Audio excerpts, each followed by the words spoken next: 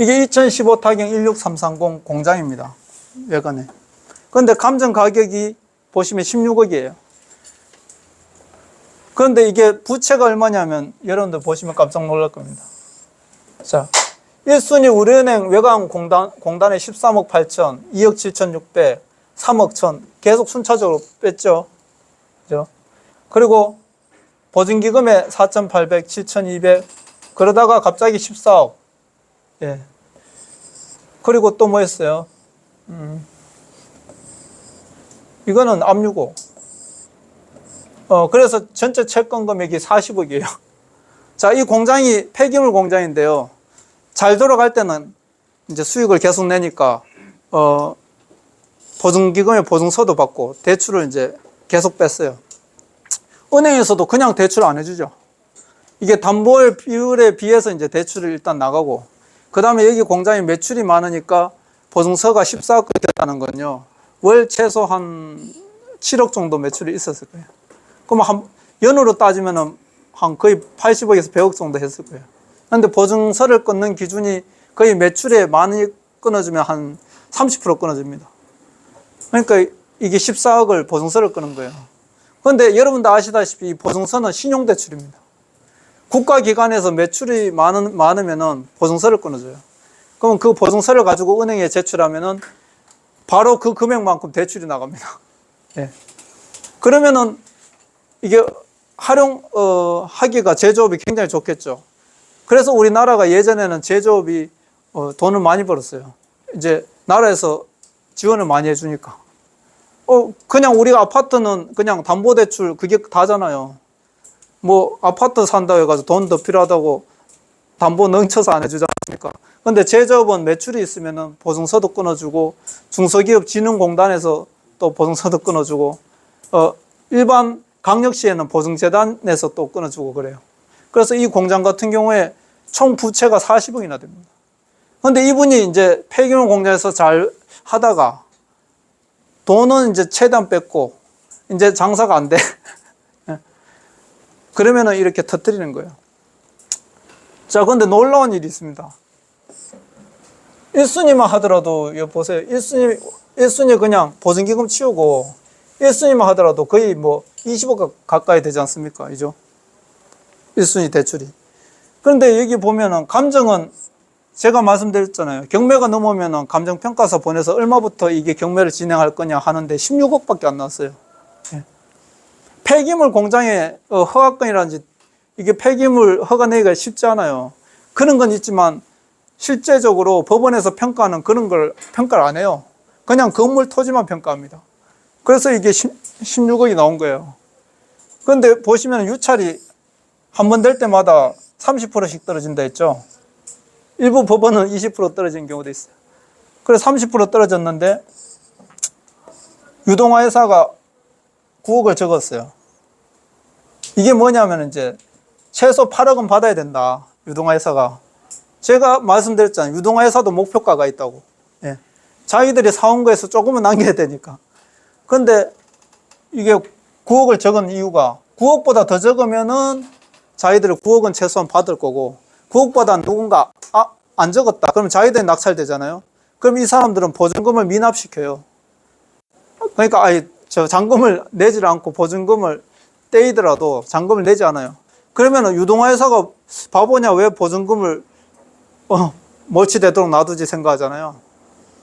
그 보증금이 어디 가냐면 법원에서 가지고 있는 거예요. 우리가 그냥 경매 낙찰받았다가 잔금기한 내에 납부를 못하면은 보증금 몰치되잖아요. 몰치된다 생각하는데 사실은 그게 몰치되는 게 아니고 이제 법원에서 가지고 있는 거야.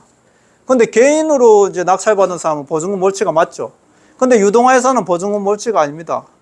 왜 그러냐? 그게 법원에서 가지고 있다가 다음 사람이 낙찰받아서 대금 납부하면 그거하고 합쳐가지고 배당을 해주게 돼 있거든요. 근데 1순위가 이게 20억짜리니까 여기 보증금 법원에 납부하고 다음 사람이 낙찰해서 플러스 돼서 누구한테 갑니까? 어차피 1순위한테 가요. 근데 1순위 금액이 20억이나 되니까 얘들이 방어입찰 한 거죠. 그걸 이제 방어입찰이라고 해요. 이때 채권 매각이 안 됐다는 거예요. 예.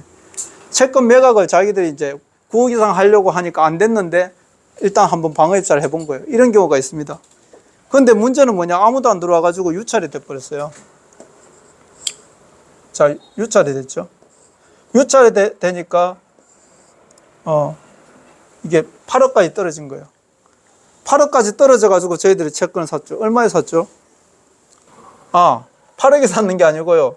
여기 최저가가 이제 8억인데 여기서 한 명이라도 들어오면 8억 이상 적을 거 아닙니까? 이때도 유동화가 그대로 진행을 시켰는데 누군가가 들어올 줄 알고 진행을 시켰는데 유찰이 돼버렸어요. 그래서 이제 여기서 방어선이 깨진 거죠. 그래서 우리가 이걸 7억에 가지고 왔는데 그러면 이 좋은 물건이 왜 자꾸 유찰이 되냐? 그죠? 여기 가보면요. 폐기물이 쌓여져 있었고, 그 다음에 유치권이 걸려 있었고, 예. 사냥개가 막 있었어요. 그러니까 사람들이 들어가지도 못하게 하고, 유치권은 걸려 있고, 앞에 보면 폐기물도 있고, 막 이랬어요. 그래갖고, 야, 이거 대출 안 되겠다, 사람들이. 그래서 우리가 이거 분석하고 해결할 수 있겠다 싶어서 그 7억에 매입하고 8억 3천에 낙찰받았습니다. 근데 이만큼 떨어지니까 아무도 안 들어오는 사람이 5명이나 들어왔어요. 5명이 들어왔는데 2등이 8억 적었습니다. 그래, 아까 제가 좀 전에 보여드린 그 기장가하고 똑같은 상황이죠. 우리는 7억에 사고 8억 3천을 적었는데 8억에 낙찰받은 사람이 떨어졌어요. 예. 그래서 우리가 NPL을 이용하면은 낙찰 확률이 절대적인 우위에 있다. 거의 98%입니다. 예. 제가 이때까지 경험상으로 100%는 거의 100%라고 보시면 되는데 98%라고 얘기할게요. 그래서 이제 종결이 됐어요. 자, 납부가 됐죠. 다른 사람들은 유치권이 있거나 뭐 법정지상권이 있거나 분묘기지권이 있거나 이런 복잡한 문제가 있으면요, 대금 납부를 못한 경우가 굉장히 많습니다. 그 왜 그럴까요? 은행에서 여기 보면은 납부 기한이 있어요. 납부 기한이. 그죠? 11월 16일 날 매각하고 결정이 떨어지고 대금 납부를 12월 15일까지 해라. 납부 기한이 있습니다.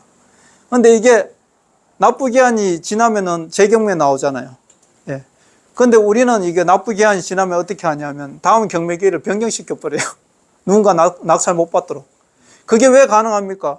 은행 1순위 채권을 매입했기 때문에 가능합니다.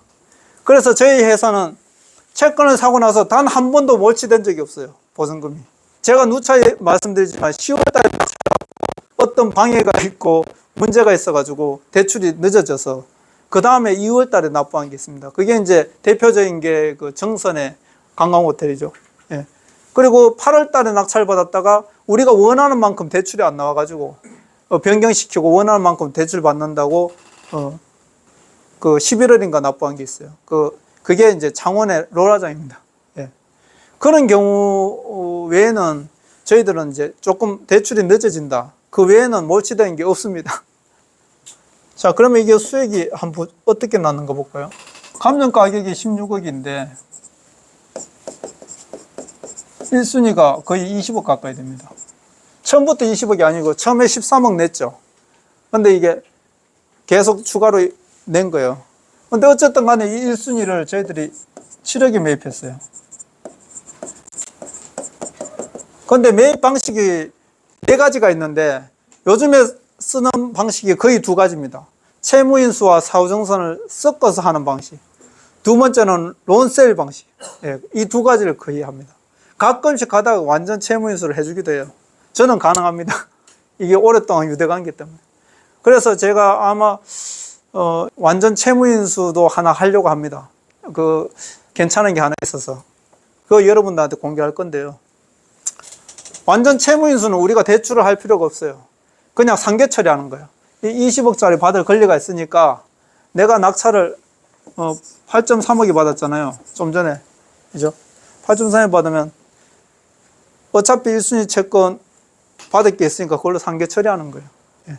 그게 오리지널 채무인수 방식인데 이때는 우리가 채무인수 사후정산 방식을 섞어서 계약했습니다. 섞어서 하면은 낙찰 금액이 1.2에서 1.5 정도, 예, 협상을 보고 낙찰가가 정해지게 됩니다. 이 물건 같은 경우 좀 전에 보셨다시피 8.3억으로 정해진 거예요. 자, 어쨌든 이렇게 하고 나서 근데 채무인수 사후정산 방식이 장점이 많다 했죠. 돈이 적게 들어요. 7억에 계약할 때 10% 계약금만 겁니다. 그러면 한 7천 정도 되겠죠. 그럼 유동하고 계약을 우리가 7억에 매입하고 8억 3천에 낙찰받는다. 계약서를 작성하면서 계약금 10%를 줘요. 네.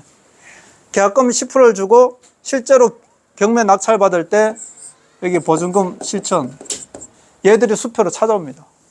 우리가 줬는 거를 경매 당일날 수표로 찾아와요. 그래서 입찰 보증금으로 걸고 낙찰가를 이렇게 정하는 거예요. 그러면 이제 낙찰이 되겠죠. 낙찰이 되면 법원에서 낙찰 영수증을 줍니다. 자, 낙찰 영수증을 주면 우리가 16억짜리인데 8억 3천에 낙찰받았습니다 하고 은행에 대출을 신청해요. 그러면 뭐 유치권 뭐 이런 거 되는 거 없냐 하겠죠. 그러면 왜 우리는 은행 대출이 쉽게 되냐? 은행 채권팀에서 유치권이 있으면은 가만히 있는 게 아닙니다. 은행 채권팀에서 유치권 부존재 소송을 해요. 그러면 경매가 시작되면은 기존 사건들이 쭉 있기 때문에 낙찰될 때까지 1년 반에서 2년까지 걸린다. 거의 상당수 해결이 돼요. 예전에는 유치권이 있으면은 막 방해가 많았어요. 소송도 하고. 그런데 지금은 허위 주권은 바로 구속이 됩니다. 허위 주권. 그래서 유치권 부존재 소송을 하면요, 실제로 진성 유치권 외에는 다 꼬리 내리고 그냥 취하시켜 버려요. 예. 그런데 그 유치권 승소 판결문을 누가 가져오냐? 1순위 계약했는 우리가 다 받아올 수 있어요. 그래서 우리는 이제 대출이 좀 유리하다는 거죠. 그리고 실제 그게 없다 하더라도 우리 법무팀에서 다 해결을 합니다. 그래서 권리 분석을 할 때 이게 진성이다. 유치권의 성립 요건이 있잖아요. 예. 점유가 돼야 되고 3년 안에 공사채권이어야 되고 이런 성립 요건을 우리가 따져보고 해결할 수 있다 없다 판단을 내고 들어가는 거예요. 그리고 유동화 회사하고 가져올 때 얼마에 적는가 이게 답이 다 나오잖아요. 그러면 대출로 가승인까지 받아놓고 움직입니다. 제가 예전에 항상 말씀드렸지, 여러분들한테 제 별명이 대달이라고 했죠. 왜 대달입니까? 대출의 달이라고. 예. 근데 그게 제가 뭐 특별하다고 해서 주는 게 아니고 이런 이제 장점을 통해서 은행에 서류를 대출이 나올 수 있도록 완벽하게 밀어 넣어주기 때문에 되는 거예요. 어쨌든 이게 80% 우리가 대출 받아서 그때 대출 경락자금 대출 얼마 받았습니까? 7억 받았습니다. 80% 정도. 그러면 7억 7천이잖아요. 대출 낼 때 잔금을 내요. 그럼 잔금이 얼마나 더 내야 되죠? 예? 6천요? 예? 잠깐 계산해 볼게요. 여기 전부 다 산수가 느리시네요. 마이너스 7억 7천. 6천 맞네요. 자, 그러면 이제 잔금, 대출 7억하고 우리 잔금 낼 때 6천을 더 내는 거예요. 그러면 합쳐서 얼마입니까? 1.3억 들어가죠. 자, 그 다음에 경매가 끝났어요. 이게 누구한테 오죠? 1순위 20억이니까 20억짜리 유동화 회사로 돌아오겠죠. 8.3억이. 근데 우리가 계약을 7억에 했으니까 얼마를 돌려줘요? 1.3억을 환급해 주죠. 자, 우리가 이 16억짜리 가져오는데 1억 3천 들어갔다가 경매 끝나고 1억 3천 돌려받았어요. 자, 그러면 어떻게 돼요? 여기 총 부채가 얼마 있었습니까? 총 부채가 40억 있었죠. 이게 다 말소가 돼요. 예. 50억이든 40억이 다 말소가 돼요. 예. 이게 경매의 장점이 뭐냐면 경매의 낙찰 잔금을 다 납부한 순간 아무리 많은 부채라도 법원에서 말소를 해준다니까요. 예. 그리고 우리가 NPL 채권을 매입했기 때문에 여기 배당 절차에 의해서 우리 자금이 80%에서 120%가 돌아와요. 그래서 낙찰의 절대적인 우위에 있다. NPL을 사면. 경매 낙찰 받고 나서 대출 받는데 은행의 모든 유치권 부존재 소송에 있는 자료부터 판결문 이런 걸 다 가져올 수 있기 때문에 대출에 용이하다. 만약에 늦어지면은 다음 경매기일을 변경시켜 버린다. 예. 절대적인 장점이 있죠. 그래서 NPL이 경매에 꽂히는 겁니다. 그래서 우리가 1억 3천 들어갔다가 1억 3천 돌려받고 결과적으로 수익을 어떻게 냈냐면은 이게 그때 보증금을 5천 받았나요? 5천에 월세를 냈다가 1년이 지나면 재감정이 된다 했죠. 정상 물건을 쳐서. 근데 제가 이거 사업을 하면 매출을 일으키면 돈을 많이 뺄 수 있겠죠. 근데 저는 그냥 NPL로 수익만 내는 사람이기 때문에 이거를 재감정하니까 10억 대출이 나왔어요. 10억이 나왔는데 기존의 대출이 얼마 있죠? 좀 전에 보셨듯이 40억 말소되고 7억만 남았잖아요. 그죠? 그러면 12억에서 7억 빼면 얼마 남아요? 예? 계산 이제 잘하시네. 자, 5억 남겼어요. 5억 남기고 이제 내가 돈을 더 받고 팔려고 내놓으니까 여기 임차인이 계속 자기한테 팔으래. 자기한테. 평생 은행으로 모시겠다. 그래서 그냥 1년 만에 그러면 이거 대출 승계하는 걸로 해서 바로 그 사람이 사갔어요. 근데 이 사람이 지금 현재 얼마나 대출 뺐냐? 한 20억 넘게 뺐어요. 공장 하면서. 공장 하면은 가능한 이유가 뭐 매출이 있으면 보증서를 끊을 수 있거든요. 신용보증기금에 이 사람도 그 보증서 받아가지고 자기 돈 다 빼고도 예, 돈을 벌었죠. 그리고 이게 실제 폐기물 공장 허가 내기가 어렵기 때문에 팔 때는 이 사람 30억 이상 받는데요. 30억에도 안 팔려고요.